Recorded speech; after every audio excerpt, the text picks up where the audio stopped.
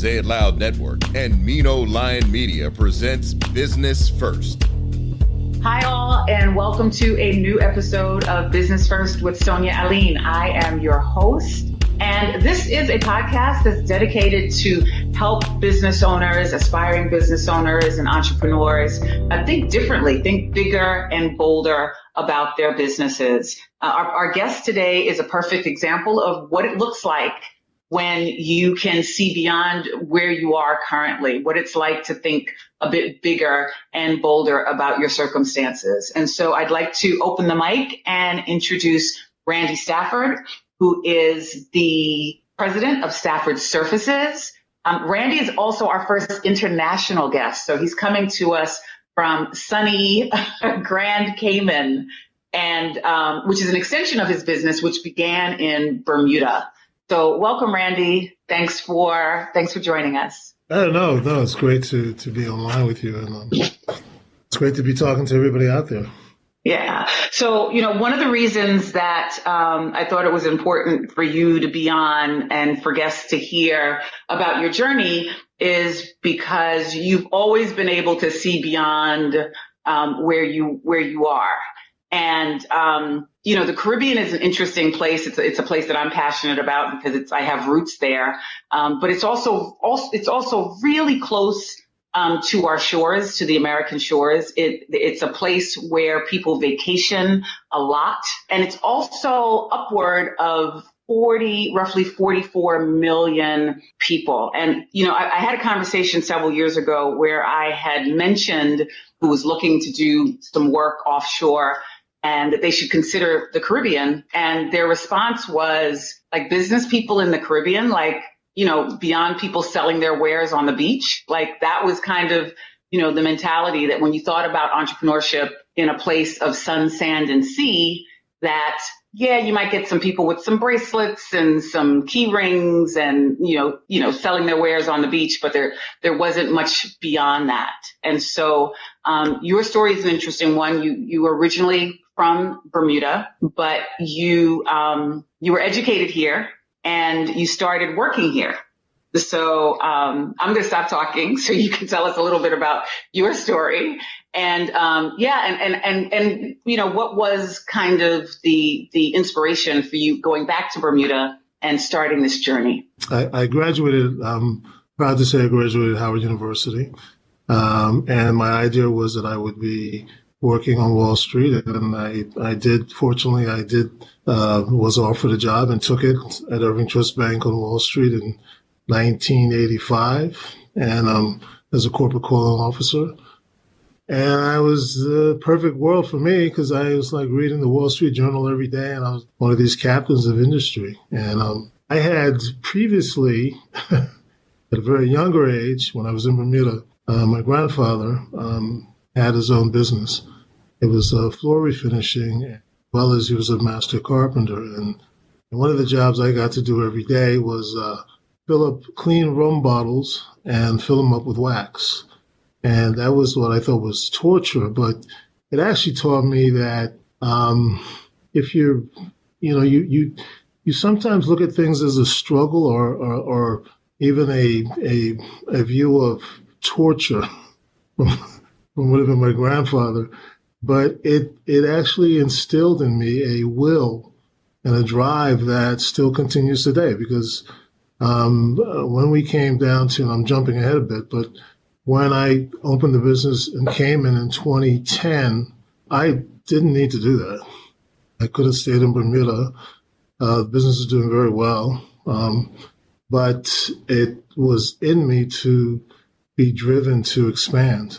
Some of that encouragement, and this gets back to your opening statement with regards to the Caribbean, is that, a lot of things are left on the table regarding the Caribbean, meaning that if you're in South Florida, you probably deal with most of the Caribbean interest in anything because it's all shipping out of South Florida into the Caribbean for the most part, or out of Texas, I guess. But it was through companies asking me, would you consider selling, or we've got an interest from something of what was, I'm in a flooring business, and like someone would say, well, in Barbados, would you sell me this product, or St. Lucia, et cetera. And I always said yes. Never thought about putting as you say, brick and mortar place here. But 2010, a major construction company out of England, based in Cayman and had offices in Bermuda.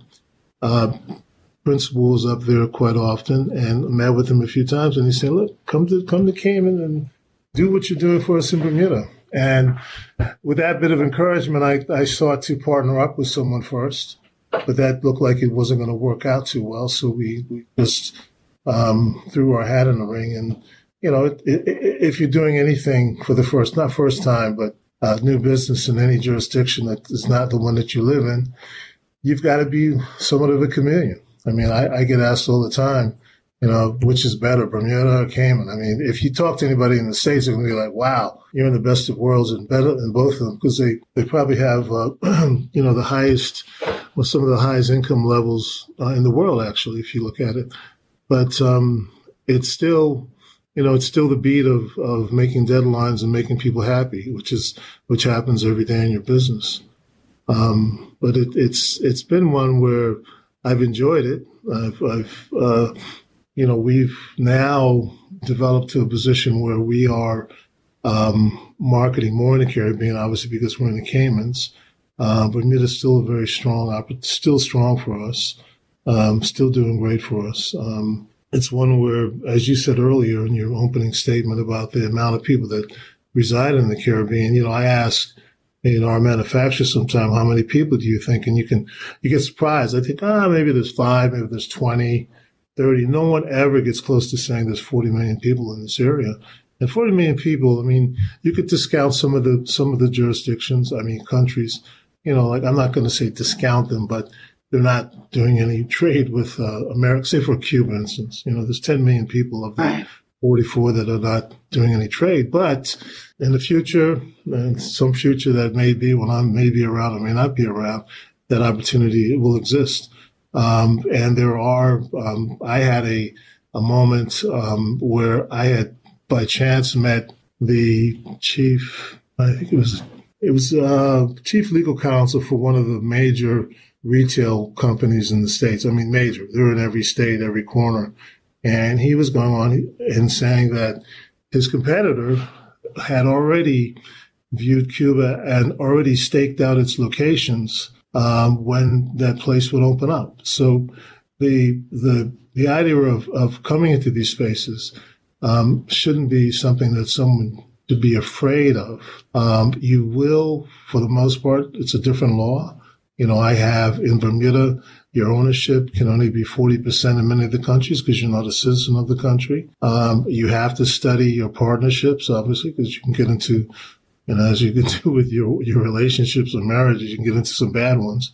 And business, you can definitely get into some bad ones. Fortunately, I've been in some great partnerships, and they continue to be great. We're expanding our business here, our business base into other things. So it's one where the adventure can continue. And hey, the added event is, it's never a rainy day, I guess you might say, or it's never a bad day. Even the rainy days aren't bad because they don't last there very long. But if you would take us back to the beginning and help us understand even why you decided to, after you started this career on Wall Street, and in the 80s, like that Wall Street was the place to be. Like that's where, most graduates, if they were interested in finance, like they had headed to, they'd head to Wall Street because that was going to be, the money ticket. And so what was it that made you actually think about going back to Bermuda? Well, a couple of events clashed. I realized that the New York, or the corporate New York, wasn't my true environment. I wanted it, but it wasn't for me. And secondly, I was married. The marriage was not in the best position of its life ever. And when I went back to Bermuda, the thought was that I would reignite myself or remake myself in some direction. And I thought, when I went back, my grandfather, who I spoke of earlier, he had just passed, and he had a flooring business, which my cousin was at the time running. And I thought, well, I'll go back for a year and, work with that and I've got my degree. I'll go back to the States and continue at some level in a corporate direction. But,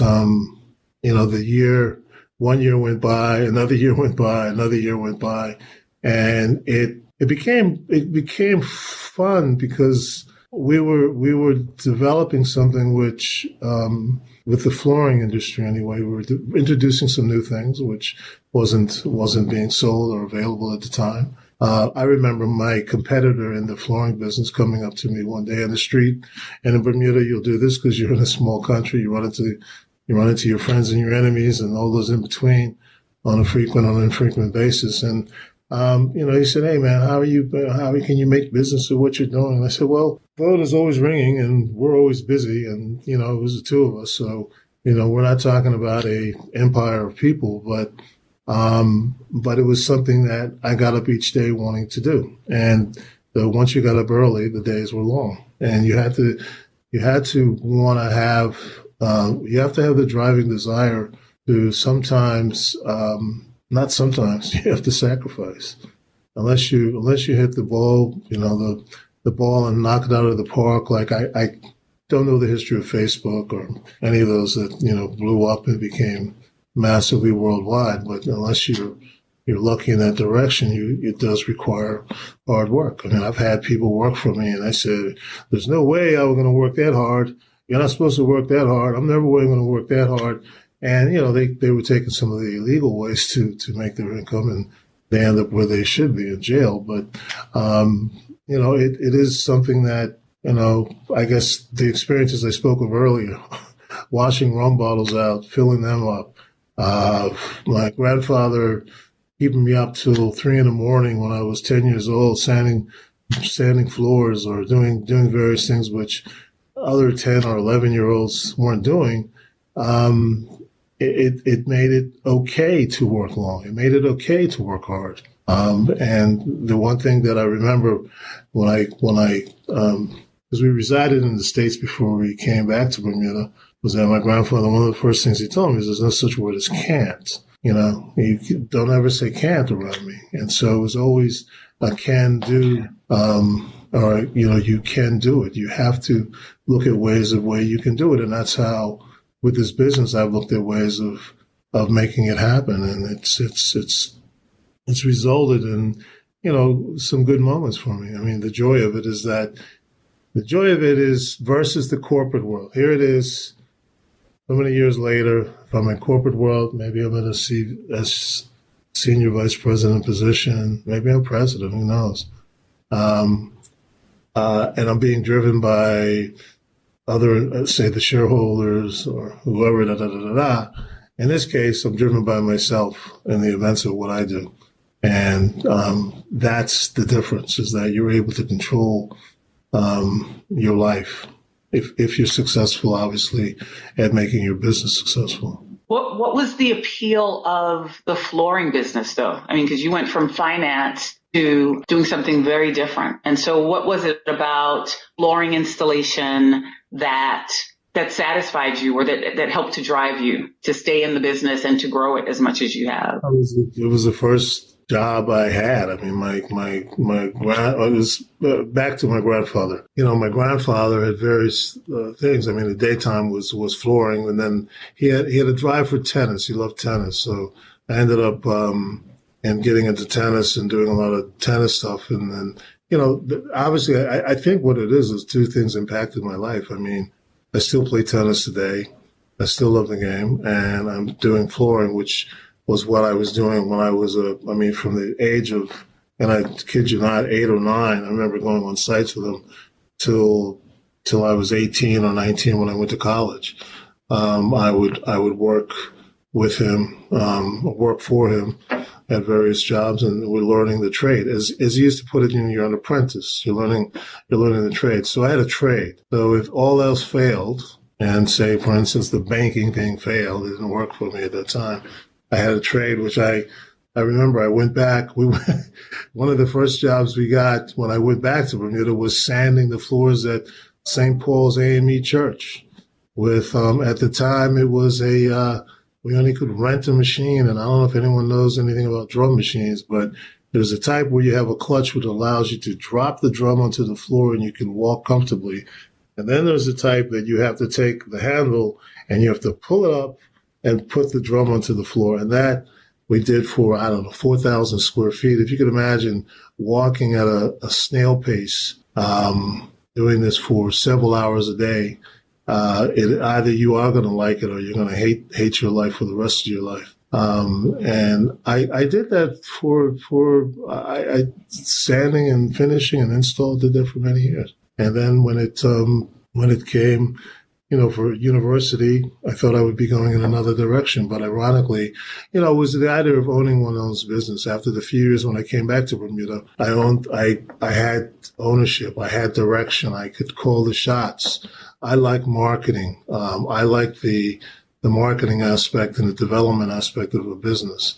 My cousin, who I was in partner with, he liked travel. He liked the sanding aspect of it. He was more of a mechanic to the floor than I was.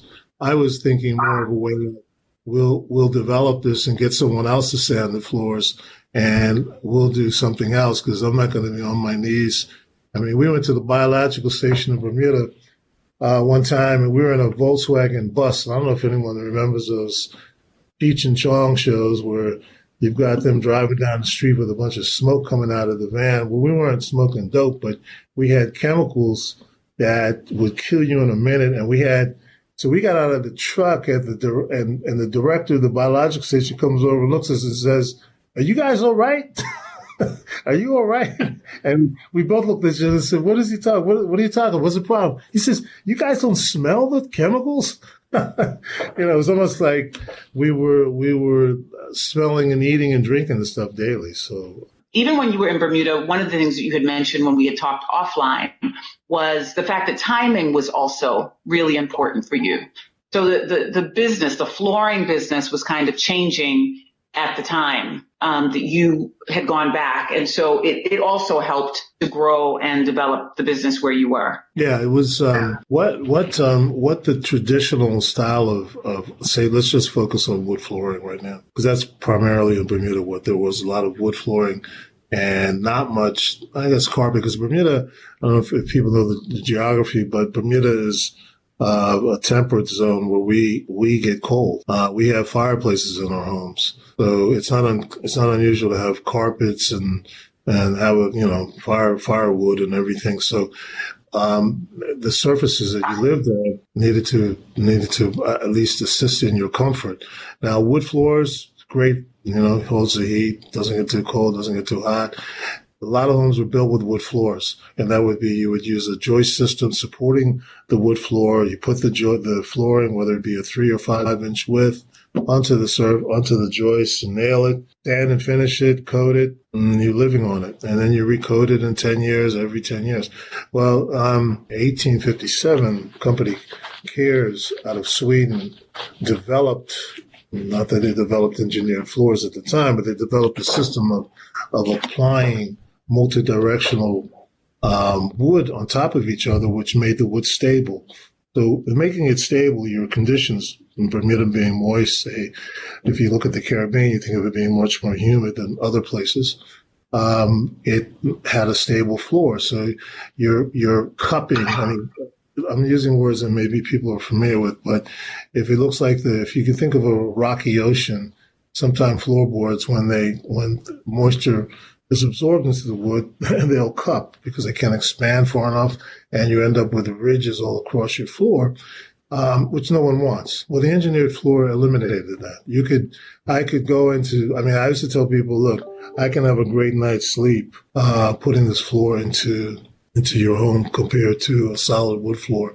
Solid wood floor, technically, into the environment that we live in, you should be bringing the floor into this environment a couple of months before you actually install it, so that it acclimates to the environment. And in Bermuda, you're not air conditioning all the time. In Grand Cayman and some of these other islands, if you can afford it, you air condition all the time because it's warm, it's hot, it never gets cool.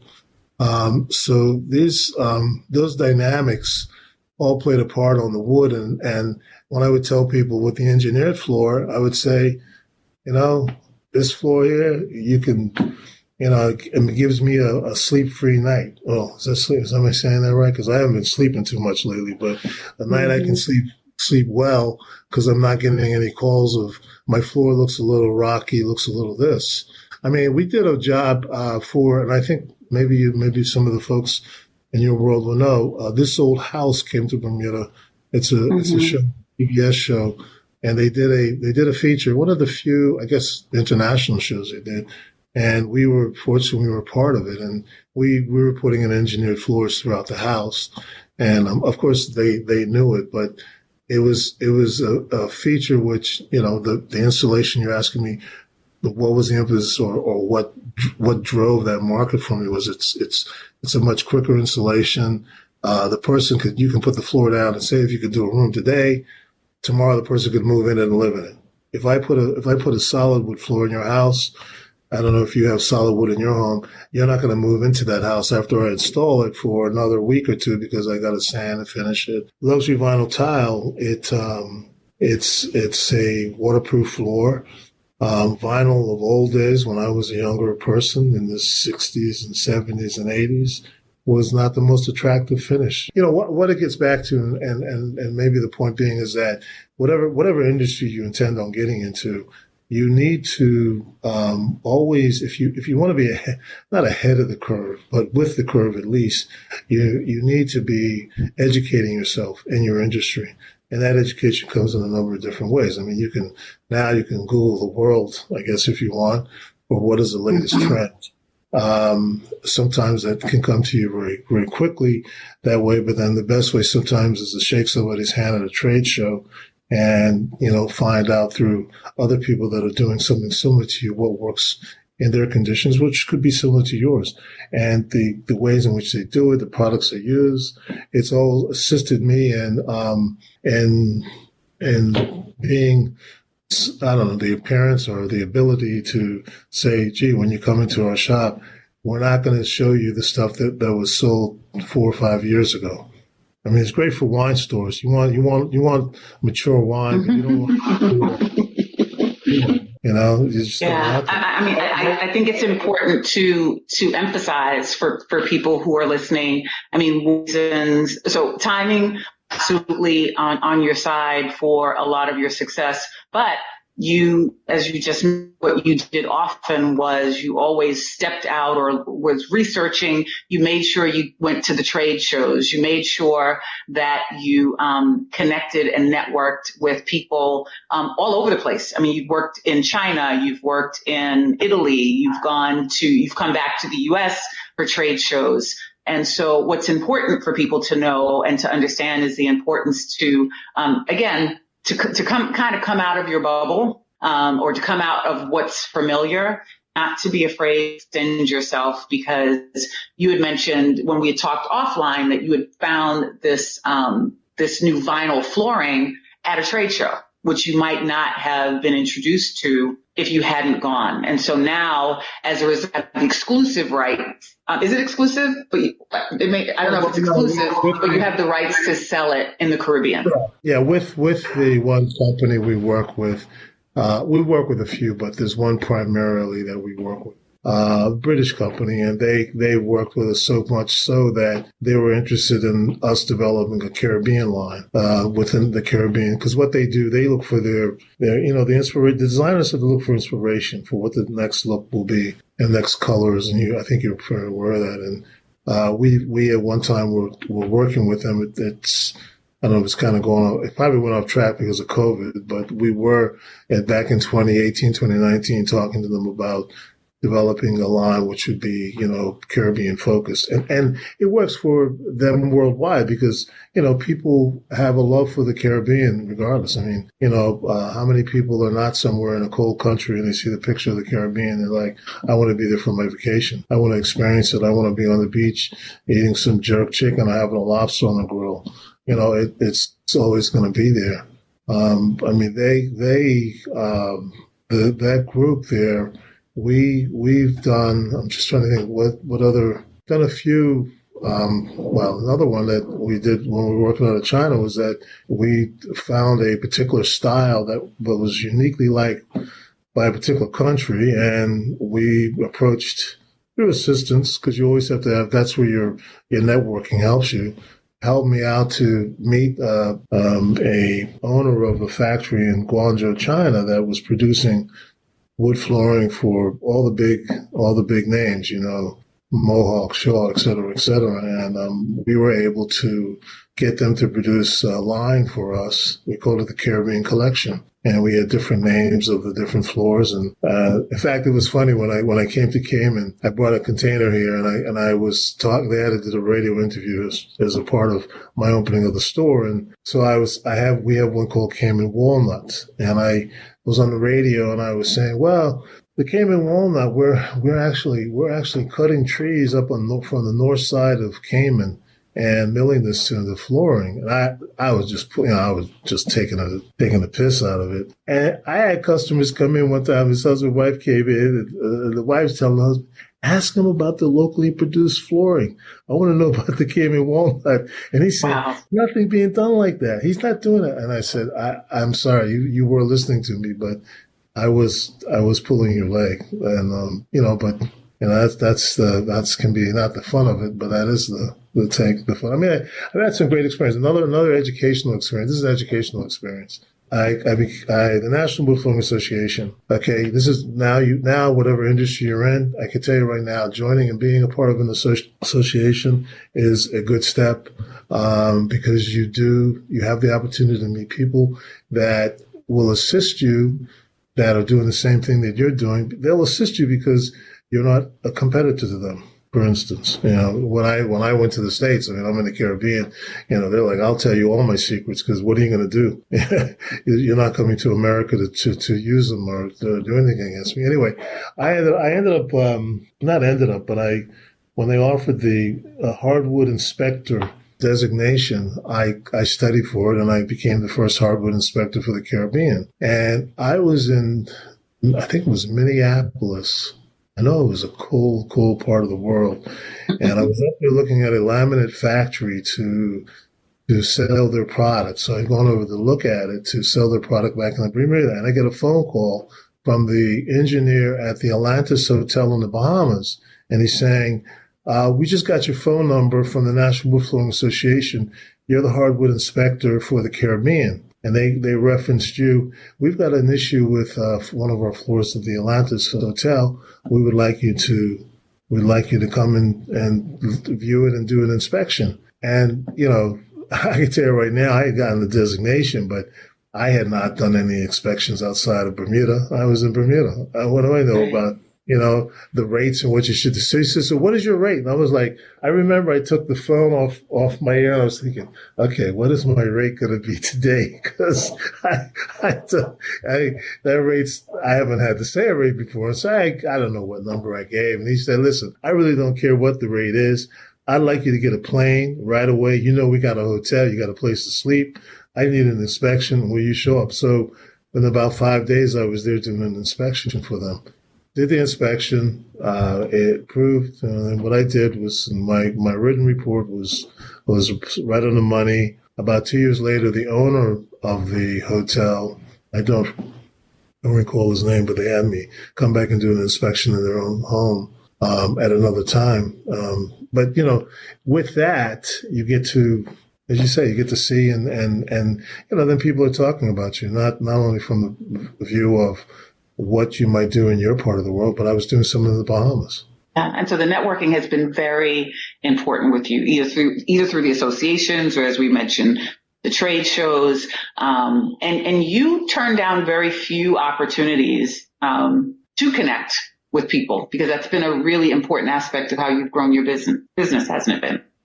Yeah, that's correct. I think that the marketing, or I say marketing isn't just you. And now today it's more social media, but individual marketing is when you're going to places. I mean, there have been meetings. There's been, I don't know, there could be social events that I particularly didn't want to go to. I didn't particularly think I needed to be at, but I sometimes thought that there was a good opportunity. And, one, I don't know about today, because it seems like everyone's not using them so much, I guess, because of the COVID. But, you never left home with, as a commercial says, what do you never leave home without it?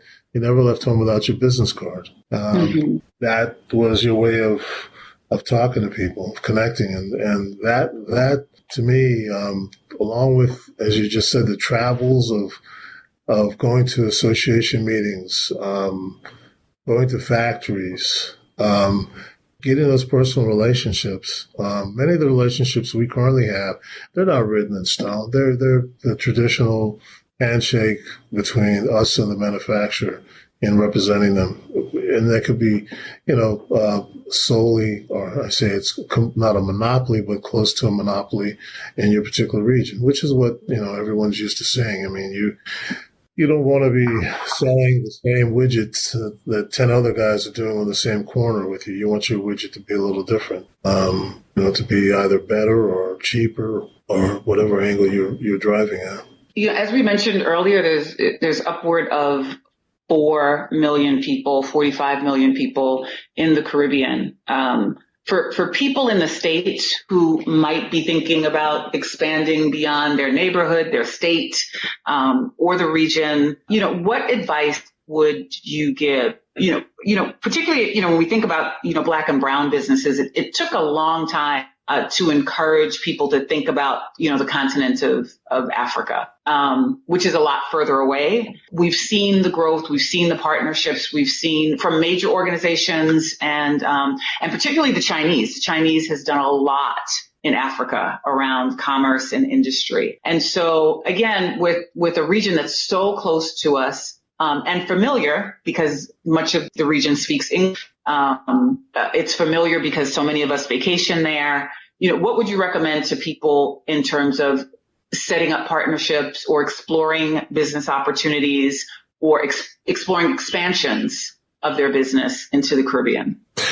Well, you have, there is a story that I'll talk of in a minute, but you're, in some ways, if you have somewhat of a similar history, and in the Caribbean and North America, there's similar histories coming from the other side of the pond, you can connect as long as you're not thinking that, and I have a few friends that think this, if it's not in my neighborhood, then it ain't good enough. You have to be open to other ways, other methods, other systems that exist, and be open to them, to accept them as being something different that you possibly can build on, which doesn't stop you from bringing your way of doing something in to manipulate it to be good for you. But, there are certain things here, time making, let's just say time making is fun in the Caribbean.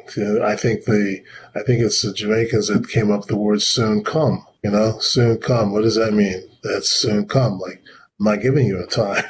It's soon come. And it will be at some point in the future, right?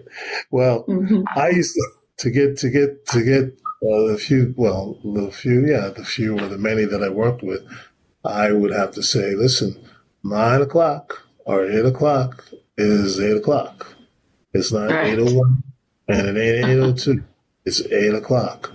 And that, I'll tell you, there's a simple thing of time making and the respect of time. I have a good friend who is religious about that. If you're late, to respect his time, to let him know. And I think that goes very well with anyone who's in business, because you're either going to be making appointments, making calls, and if you've got someone on the other end waiting for you at a particular time and moment, and you don't let them know that you are not going to be there, you go down a few notches. And how many notches can you go up? When I call someone and we're going out to either someone's business or house, and you say, listen, I'm 5 minutes late. I mean, you get there and they're like, oh, I'm so glad you called. Wow.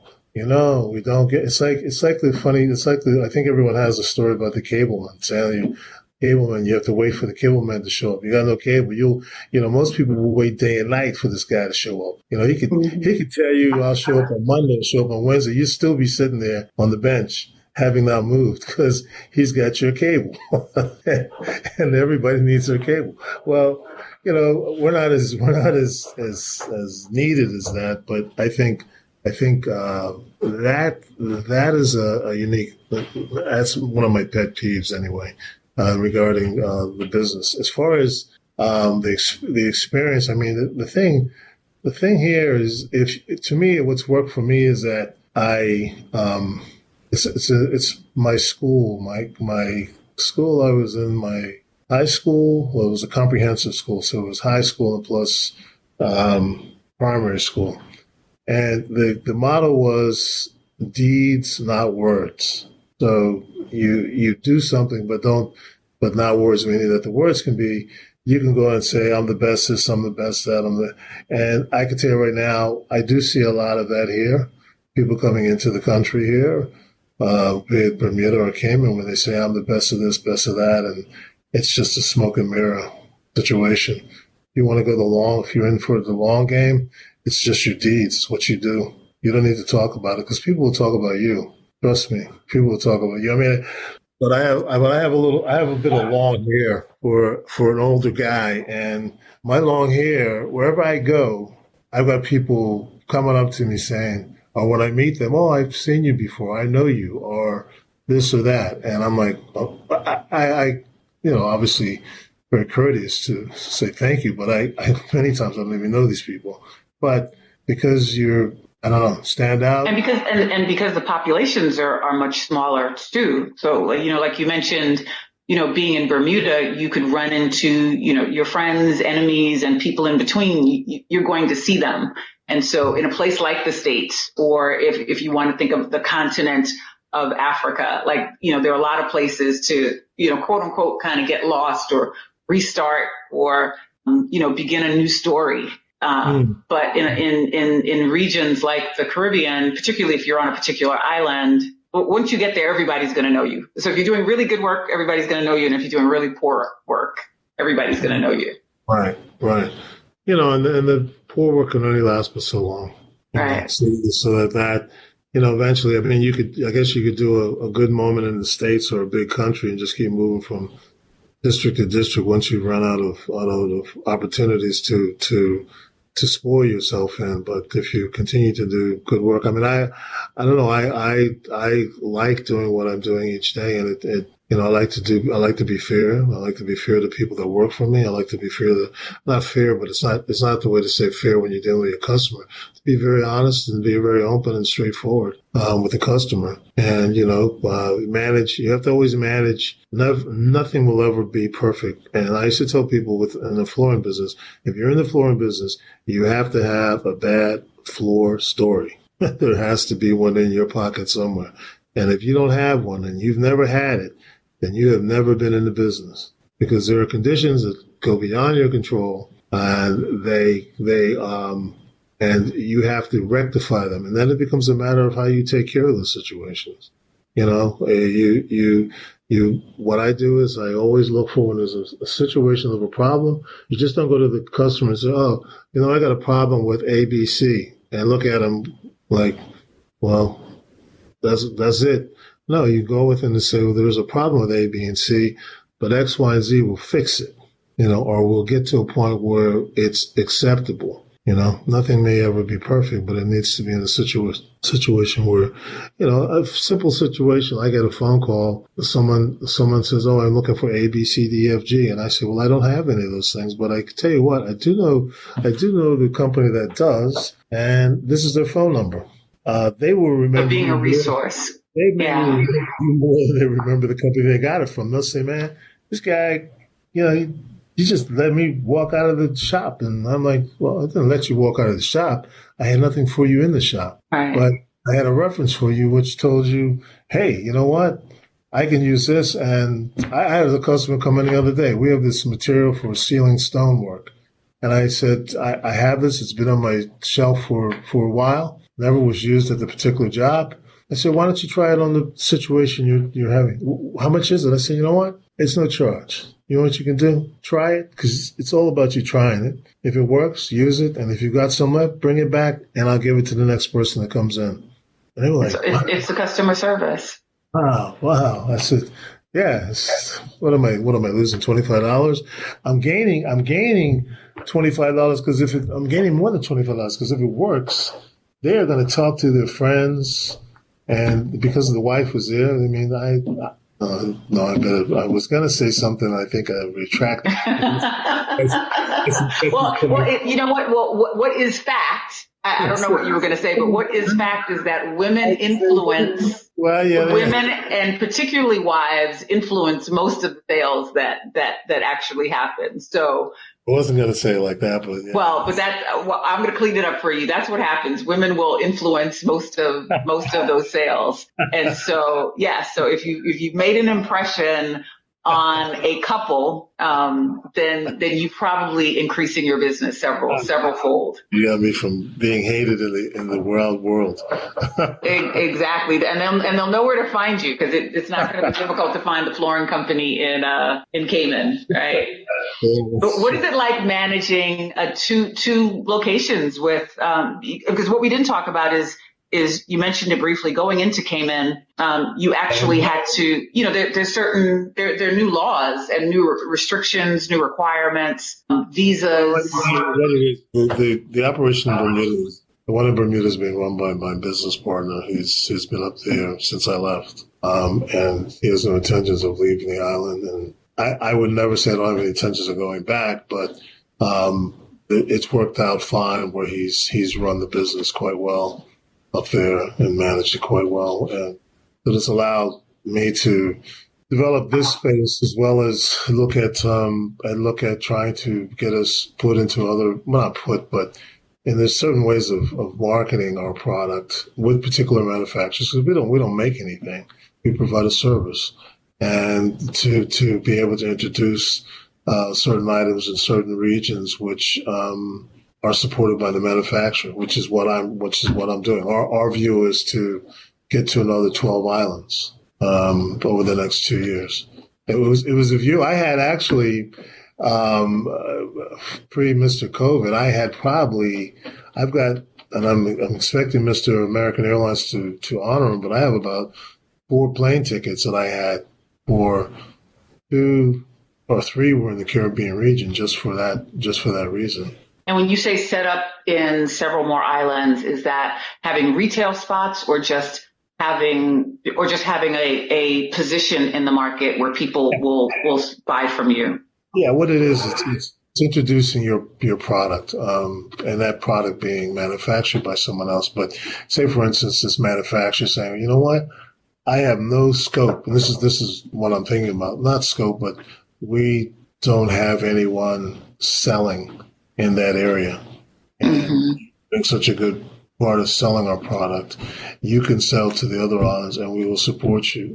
And this has happened. I mean, someone will call, someone has, seen our product. The product has been spec'd, and they will block the sale so far as it happening and call me up and say, are you aware of this particular situation or this particular project? And sometimes it's yes, sometimes it's no. And they say, well, if it's no or yes, or this entity is going to be sent to you to get pricing from you, because you technically, in our mind, you are Mr. Caribbean. Right.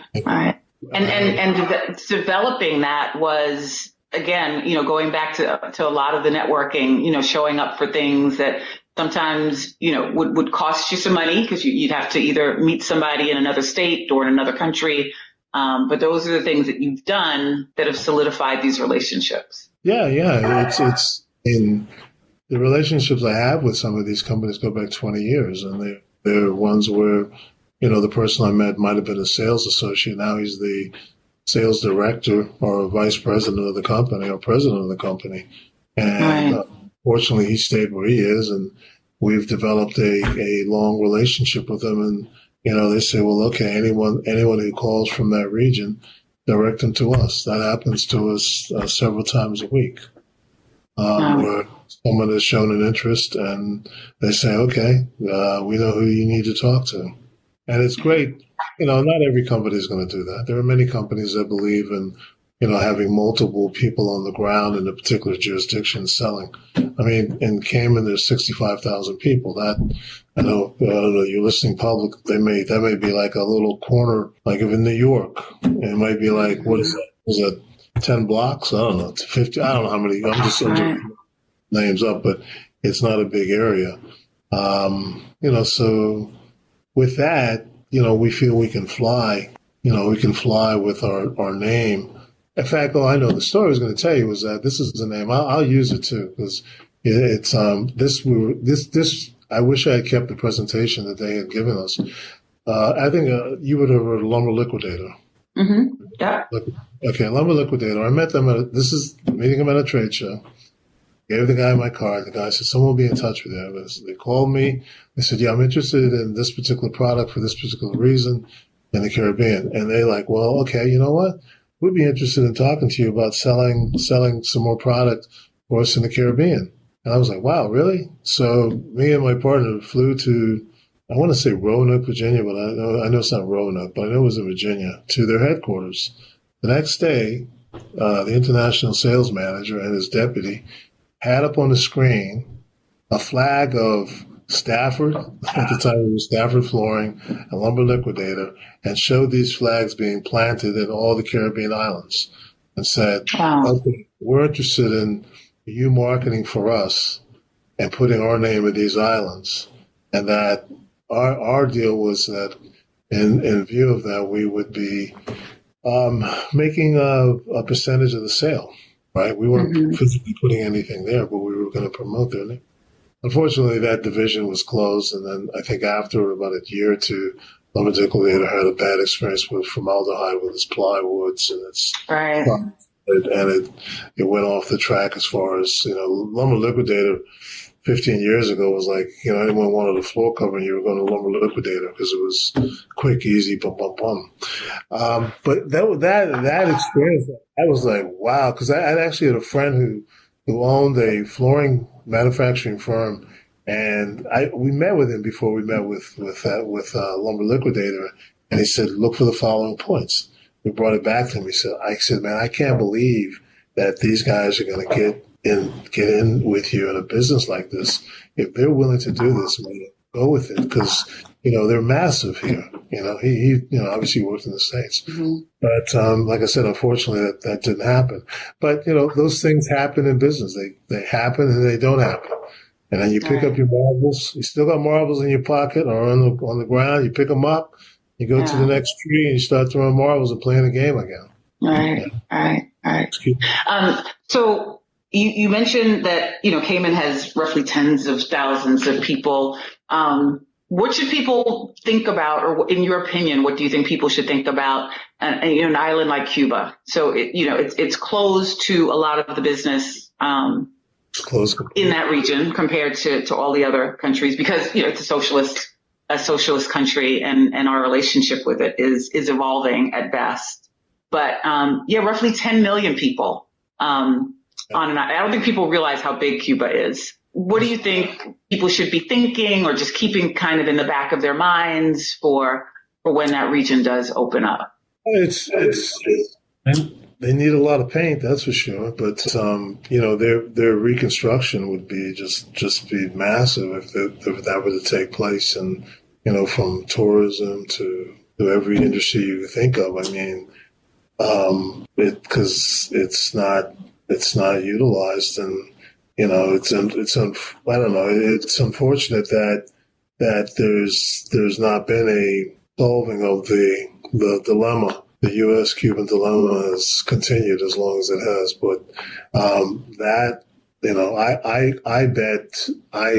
was betting that it would change. I thought it would change 5 years ago, or I think probably I was thinking it was going to change with continue. Well, I can tell you right now, for the Cubans that I know that are here in Cayman, President Obama went there, and it was just like, the Cubans felt, this is the groundswell Cubans felt, wow, man, it's coming. The change is coming. The real change is coming, right? And obviously, I think many people thought, how the election went.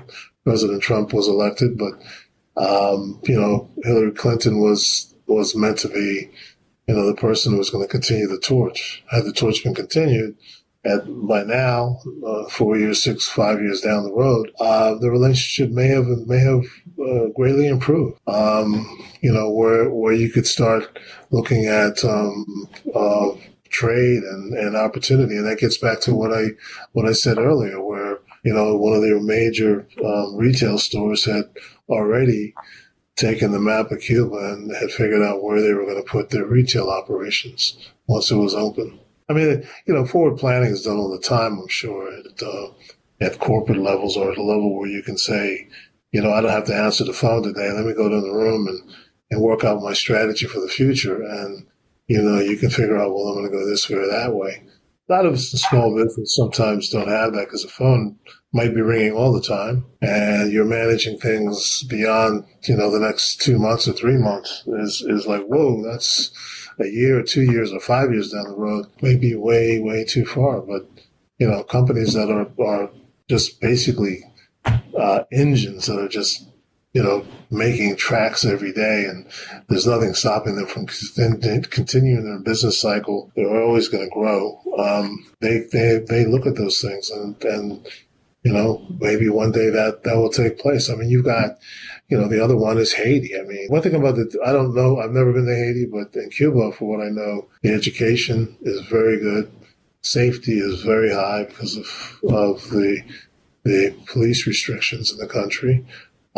So you've got a populace that, is well educated, seen by the doctors that, that Cuba does make available around the world, and other things I'm sure they're doing. And it's just a shame that, in the back of your mind, if you do consider the Caribbean, you could put Cuba in the room with no lights on right now. And maybe at some point you could turn the lights on and look at it. But, effectively, if you're looking at the Caribbean, you can't overlook Cuba when it does awaken. It does finally open. I can't. I mean, it's been nearly 60 years now. Or this past 60 years, but I think it's from what I know. I think there could be potentially approach differences with regards to Cuba to America. View that the Castros are Raul's retired from the day to day,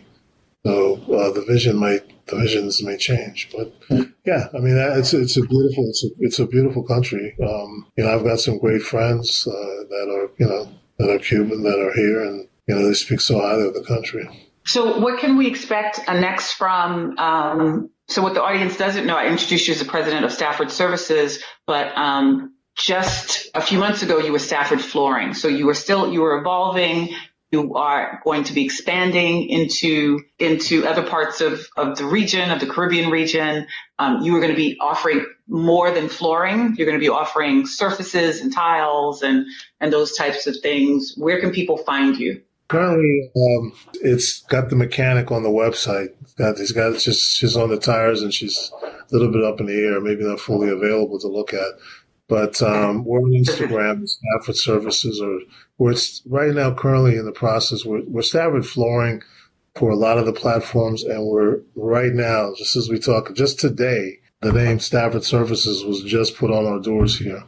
And that's going to happen in Bermuda. And the reason it's surfaces and not flooring, because we now do countertops, which would be quartz or porcelain countertops. That's for your kitchen, bathroom. Millwork can be furniture, anything that you kind of like. We're going to be doing that. We're doing it. Excuse me. We're not going to be doing. We're doing it right now. We're going to have a fabrication shop open in about 3 months. My bridge saw is about to sail from Italy in a few days, or I was told, in a few days it'll be on the water coming towards the island. So we will be fabricating countertops as a segue into providing a comprehensive service for surfaces. Well, congratulations on everything and on your growth and your new direction, your expansion. And thank you for taking time out I know this was a busy week for you as you are moving through this transition, but thank you for hanging out with us from sunny and beautiful Cayman. And we look forward to hearing about further growth and further expansion into other regions. Oh, yeah. Thank you, Sonia. Business First is hosted and produced by Sonia Aline. Associate producer, Lauren Turner. Edited by Ken Johnson. Executive producers, Omar Thompson, Andrew Kalb, and Ken Johnson. Find the Business First podcast on Apple Podcasts, Stitcher, Spotify, TuneIn, or wherever you get your podcasts. The Business First podcast is a Mean Old Lion Media and Say It Loud Network production.